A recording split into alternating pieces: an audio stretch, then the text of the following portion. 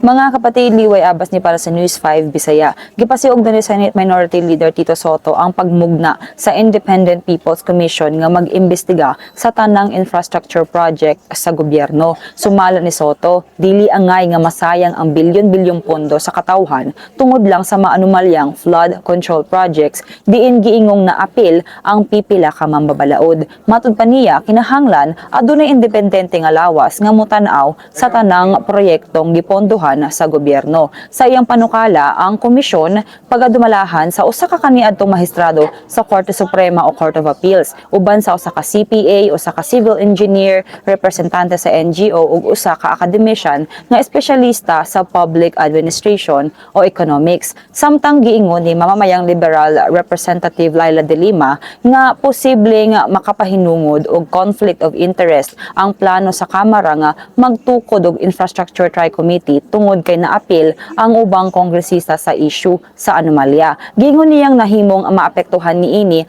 ang integridad sa institusyon. Sa kasamtangan, padayon ang investigasyon sa Commission on Elections batok sa upat nga mikandidatong senador ni atong 2022 nga giingong midawat og donasyon gikan sa contractors sa gobyerno. Wala pa gihatag ang ilang mga ngalan apan posibleng ipagawas ang resulta sa mga umaabot nga semana. Nahinumduman nga nadala sa issue si Senate President Chis Escudero tungod sa giingong pagdawat og milyon-milyong piso gikan sa usa ka contractor. Gitawag kini nga demolition job ni Escudero. Ilawom sa Omnibus Election Code, gidili ang donasyon gikan sa mga adunay kontrata sa gobyerno. Gisugit usab ni former DPWH Secretary Rogelio Singson nga isuspende una ang tanang flood control projects samtang nagpadayon ang investigasyon. Giingon niyang daghan sa bilyong-bilyong insertions sa DPWH budget nga walay pagtugot gikan sa main office o gimanipulate sa district level. Gikumpirma usab ni Singson nga gioferan siya sa Malacañang nga mobalik sa pwesto apan iyang gipalawom